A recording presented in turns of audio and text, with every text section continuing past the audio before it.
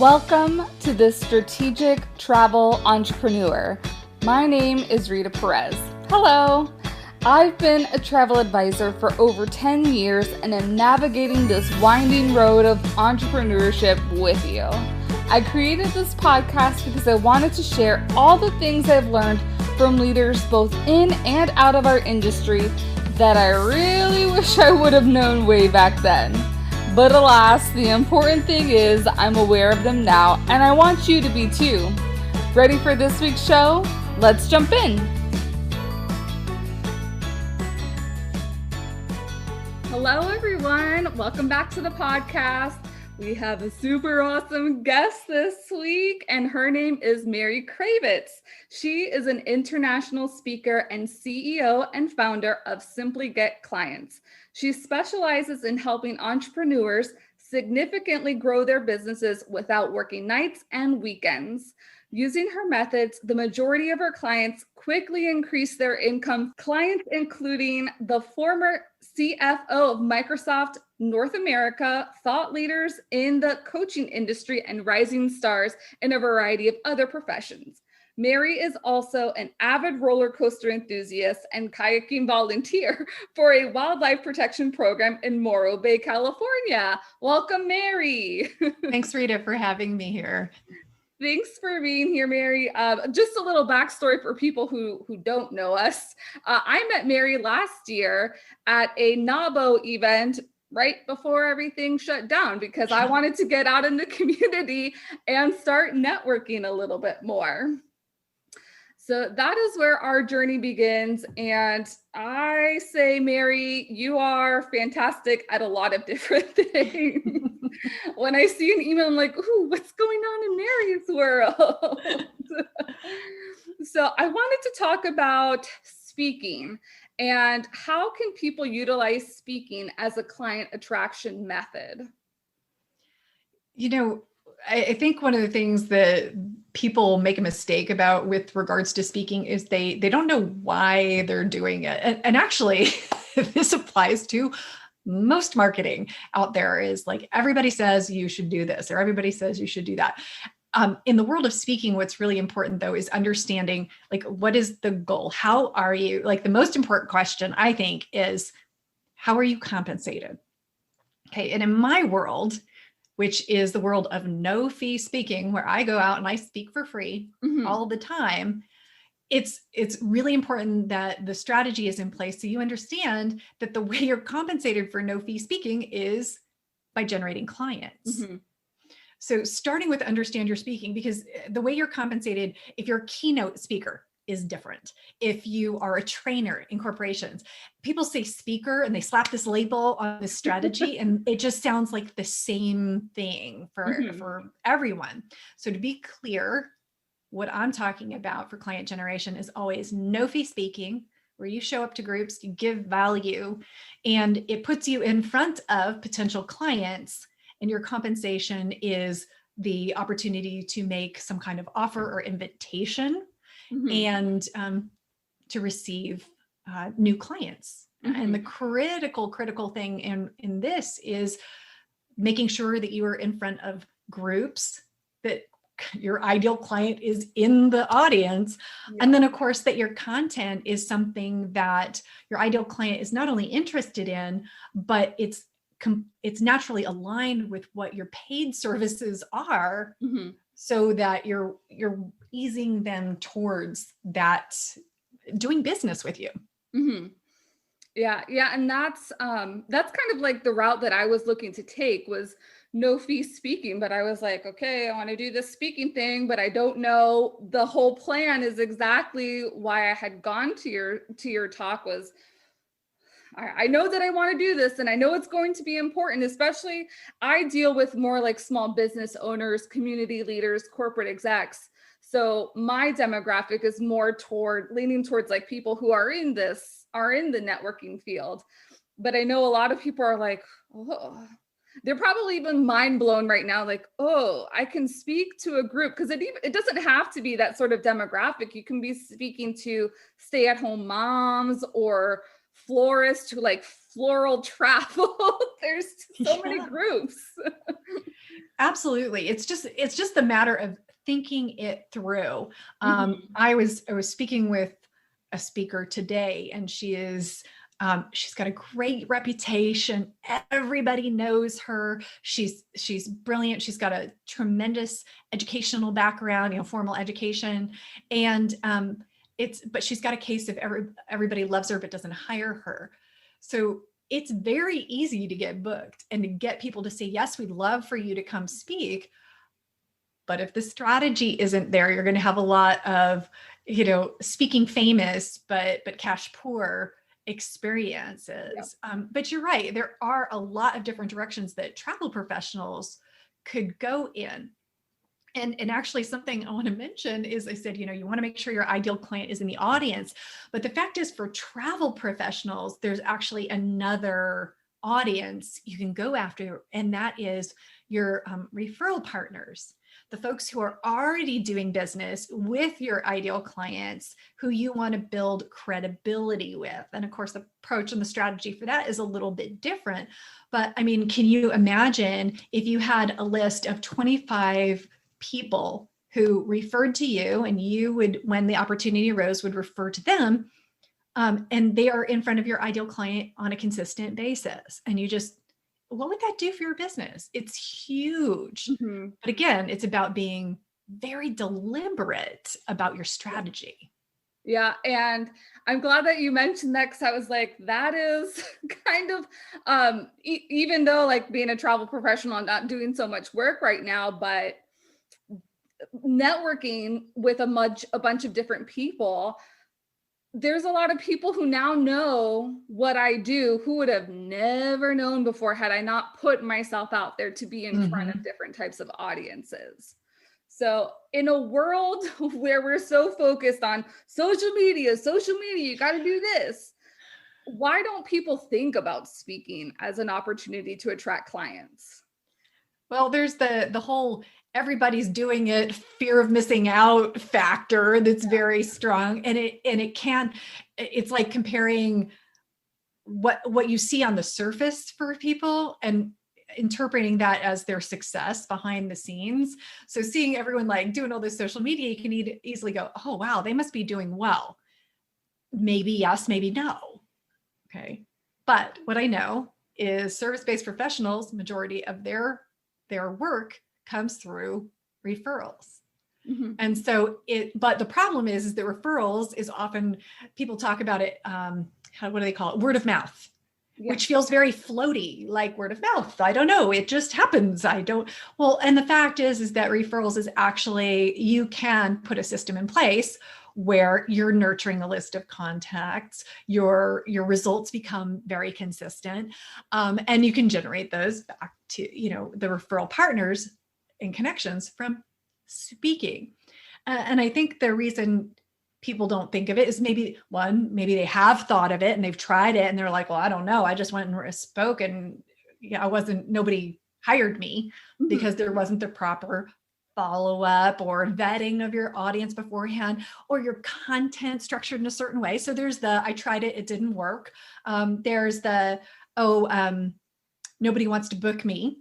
And that's often because you are like going to the wrong groups, or your topics that you're putting forward aren't appealing. Mm-hmm. So I worked with financial planners before.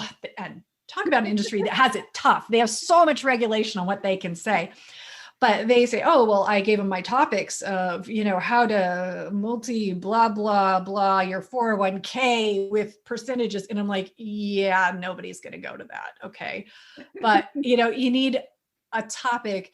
You need to talk about the topic that people know they want, not the one that they need. So right now, topic that is really, in my mind, in the travel industry is really hot, is how to travel safely. Mm-hmm. It's like how to get out and be responsible. Because frankly, I was asked 20 years ago, what is the number one thing you want to do? Why do you want to be successful? And first thing out of my mouth, travel. Like no hesitation, no thinking, nothing. But right now, I just cannot see it as a responsible choice. Mm-hmm. but I would love to be convinced that it was. Oh, I love that. So that is a big thing. And that's for corporate events. That's for, retreats for businesses, you name it. People want to know how to do it safely. Mm-hmm.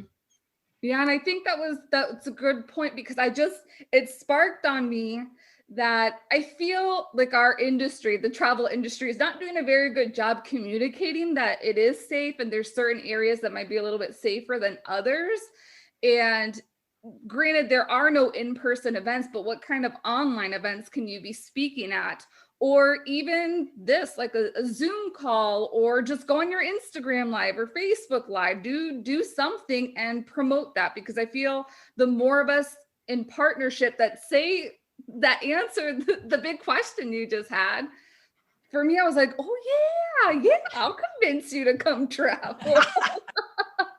I love it. So one of the big things that I know, and this is my fear also, is like the fear of public speaking. And I know one of my qualms is like doing filler words, but I'm trying to get better at that. So how can people kind of get over the fear of speaking? So honestly, I'm not necessarily the best person to ask, because I never shut up. I never saw a stage I didn't love. However, two things. Number one is Toastmasters is a tremendous organization. They have great training. It's a very affordable organization that can help with that. It gives you opportunities to present. It gives you training. And that's what we call platform skills. Okay. And then there are the actual, like the strategies of speaking. And that's a different set of skills. So that's the first thing, Toastmasters for sure. And the second thing is, and this is the bigger picture of generating business for your business. I'm a client generation expert. So I always say lean into your strengths. So if speaking is one of those lifelong things that you've wanted to do, then figure it out, get out there and do it. And if it's not, and you've got that, I should do this, everybody, but you've got other skills and talents, you really love being on social media, or you really love going to networking events or referrals or whatever. If you love something else and speaking just makes you want to throw up, don't do it. Like seriously. Do the things that you are more naturally gifted at, where you have less resistance, because resistance is just a complete energy drain. It's self-judgment. I should be doing this. I'm not doing this, big loser. It's like, who needs that? There's a million ways to market yourself. Go find the one that is better for you. That's another like, bing. One of the things that helps me is I just say, you got to do it. You have to do it. Like there's no way to get over and like to make progress unless you do it. So you got to do it. So sometimes I feel like I'm forcing myself, but I am also forcing myself. I have to do it to like start building on my base. Because it's important to you to work through that. And I just challenge people to really like think through, is it important? And if it is, then seek the skills and work through the fears and see a hypnotherapist or whatever you need to do. And one other thing about like overcoming the fear of speaking is I know that when I put myself in the position of teacher, instead of like this star who can't screw up. I mean, my talks that have been so well received are the ones where I screw up, or I get really, someone asks me a question and I get mad, not at them, but like at the industry I'm in. I get very upset sometimes when some of the stuff I see, and I start to cry on stage. I'm just so mad, I cry.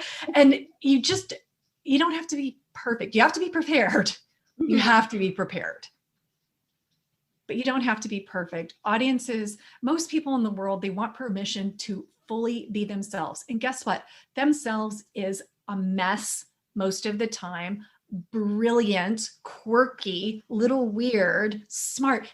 And they want to see other people letting all of that out as well. It gives them permission to do the same. Yeah. And I feel like that is one of the things that connects me with you because I'm like, oh, she's kind of like me. She's a little odd. I Yeah. can relate. I remember you had posted something like this in your group, and I was like, that's why we love you, though. So I think like for people who are kind of nervous about putting themselves out there, that weirdness, because we all have it in our own form, is going to attract the weirdos to you, the right weirdos. Yep. Yeah. The Strategic Travel Entrepreneur is brought to you by Mailbox Power. Harness the power to attract and nurture your clients through something many entrepreneurs have forgotten about, the mailbox. Create beautiful custom campaigns and automate annual mailings for birthdays and holidays. And with a pro account, get access to mailboxes not currently on your mailing list that are just waiting for the travel service you offer. Visit my Mailbox Power affiliate link in the show notes to get started today and support this podcast. Why are you so passionate about speaking as opposed to kind of like other forms of attraction? Oh, part of it is just, I love it so much. I enjoy it so much. And I know like one of my top two values is impact. And so I have to know I'm making a difference. And to be able to engage in a marketing strategy, a client generation strategy that baked into it is making an impact to people. I mean, that's just, I don't even know. I don't even have the words. I'm a speaker. I don't have the words, but to me, that's just the best. It's so, I'm so in alignment with myself. And I think that's, I want to find those people who are that in alignment with it themselves, because they want to, a lot of people I work with, they get really frustrated because they are also difference makers, impact makers in the world, but they only feel like they're making an impact if they're sitting with a client or serving a client. Okay. And as they are growing and establishing their business, they aren't having a lot of opportunities to do that. So they aren't feeling like the expert. They aren't feeling that impact making that they crave. With speaking, it gives people that opportunity to shine, to make a difference as they are growing to be helping people, paying clients. That really tugs at me. That I've been very emotional this past year for obvious reasons, but there's certain things I feel that are just aligning with me personally where I want to be heading in my direction. And that sense of there's something greater here than my niche was just cruise ship retreats. There's something greater at play here than just putting people on cruise ships to get together. And I think that will also help in determining kind of like the best strategy moving forward. Yeah. Now, where can people find these events to speak to, whether they're online or in person? Yeah. So the thing to keep in mind is you want to be thinking about, where does my ideal client gather? Where do my referral partners gather? So that's the starting point. Like, don't go on Google, don't ask your friends, don't do anything until you've determined that. Because I mean, I could get booked in 20 places next week speaking on time management or how I built my business, but if it's not in front of my ideal client, then I don't know, my time's really valuable. I can't do that. Yeah. Okay. So you've got to make sure you've identified who is your ideal client. If it's retirees, go look up on Google groups or associations for retirees. If it is florist associations, florist organizations, I mean, you just go in and start looking. Starting with your ideal client, and then ask around. Ask people, what organizations they go to. Think of your ideal client. Do they go to a senior center? Do they go to a gym? Do they go, where are they going? Are they a part of, there was an organization I was thinking, are they a part of HR groups? I don't know. Yeah. You find out where they are. Mm-hmm. And then that's where you start inquiring. And then you make sure that you're presenting topics that align both with what they know they want and with the thing you're selling. Because otherwise they'll love you, but won't hire you. Yeah. Yeah. I just put a post recently that your niche is the people you serve and how you deliver that, or what vacation model you deliver that in. Mm-hmm. I think both of those have to be aligned. And I think people miss one side or they miss the other side. So getting those married, well, they'll be able to find those types of opportunities. Yeah. And it's a process. I mean, but the thing is, like, I've been doing this for about 7 years now, and my team also does a lot of outreach. And so like year before last, I did 32 speaking engagements. They were all over the US. I traveled a lot. Last year, I did 5. One of them you were at in person. Yes, I think it was the last one. And last year overall, I did 62 speaking engagements. We have 50 on the calendar already for this year. So I guess the message I'm trying to get across is, this is worth it. You get out there and you do it. And right now we have no geographic boundaries. Mm-hmm. So there's never, ever been a better opportunity to be out there in the world. And actually, I have a training that I'm happy to give people if they, about booking speaking gigs. I did a challenge 3 years ago. It was 5 days. Each day I did a 10-minute video on here's how you define your ideal client. Here's how you search for groups online. Oh, and actually I'll give one more tip and then I'll tell them how to get it. But it's a great little series. The other thing you can do is if you see speakers who are like getting in front of audiences, like let's say you get an email from a group and there's this awesome speaker and you're like, oh my gosh, she speaks to the same target audience as me. You go look them up online and go find out everywhere they're speaking. Yeah. And then go reach out from there. There's all these like simple hacks, and I think they kind of like go over people's heads just because they're so simple. Well, and not only that, there's so much coming at us all the time, and add the stress, just the baseline stress we all are experiencing because of the pandemic. And to slow down and say, I am going to take 1 hour or 2 hours to do speaking inquiries, research and inquiries, like slowing down to do something deliberate. That can be very challenging. Mm-hmm. That's what it takes. And then consistency, because like this week, I think I got 3 inbound opportunities to speak, not ones that I reached out for. It's because I've done it for years, but they're coming into me now. Nice. Yay. Yeah. And it's only Wednesday. So yay. That's awesome. One little question that I had that came up is I feel like people might think like speaking is in front of hundreds of people. But yeah, now there are different ways to do this, and you can set whatever standards you want for the audiences you require. Personally, and because of the hiring I'm doing and the way I'm structuring my business, I'm taking like almost everything right now. So a lot, like I got in front of a group of 12 people the other day and generated 4 leads. Okay. And that's what we want to, that's what I'm looking for, is that 25%. That's really what I want. But small groups are okay. It is okay. They just really have to be dialed in. And you absolutely, positively, with no exceptions, if you have a no-fee speaking strategy, you have to be allowed to offer your business. And when I say that, I don't mean an extended sales pitch, because God, I mean, I would probably have a panic attack if I had to do a full-on sales pitch.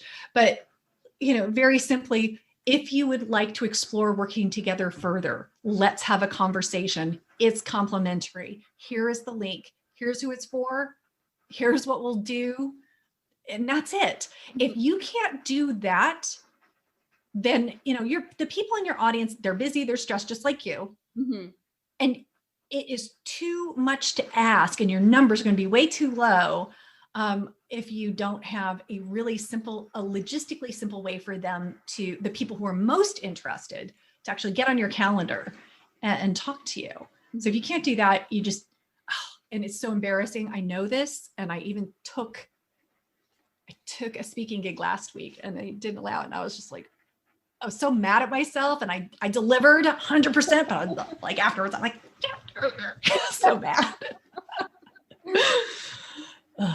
Oh man. Well, I highly advise everybody to get on Mary's list so that you can keep up to date on all the programs that she offers. Is there anything that you have coming up in this next month or so, Mary? Yeah, a couple things are coming up. I've got a referral generation course that's really easy, a lot of fun. That's where you came in last year too. Yeah. But the thing I would encourage, if like the starting place that is really simple, fun, and instructive, is on my webpage. It's simplygetclients.com. There's a quiz. It's like the whole front page like just points to the button that says quiz. So you just go there. And what this does is it helps you understand in 3 minutes or something, like where your best next step is. For some people, it is speaking. Sometimes though, you need to get that bigger picture plan, or sometimes you just need implementation support. So it starts the process. So if you're hearing speaking, you're freaking out, you're like, oh, this isn't for me. Well, this quiz can help you like refocus. And then once you take that quiz, you'll get a nice report. It'll give some insights. Specific. The email report you get is very detailed. You get some insights as to like what motivates you and what to do. It's great stuff. And then you're on my list, and I'll keep you up to date with all the good stuff that's coming out. Yes. Yeah. And it is scary accurate, that quiz. So it works. Recommended. It's so easy. And it's just like click, click, click. It looks like no big deal. Do you know, I probably took 4 months on formulating that, because I want it to be like, you're a diamond, or, it's like so fluffy. Now that I will say that like the first page you get, like it clicks over, it is pretty top level because it has to be. But then the report, it takes like your specific answers and it says, here are the things. Yeah. Awesome. Cool. Well, thank you so much, Mary, for being on. It was my pleasure, Rita. Thanks so much for having me. Thank you, everyone. Have a great day. Bye. Thanks for joining me on The Strategic Travel Entrepreneur. Please subscribe and leave a show rating on your favorite podcast platform. Oh, and don't forget to take a look at the show notes for important information and links. See you next week.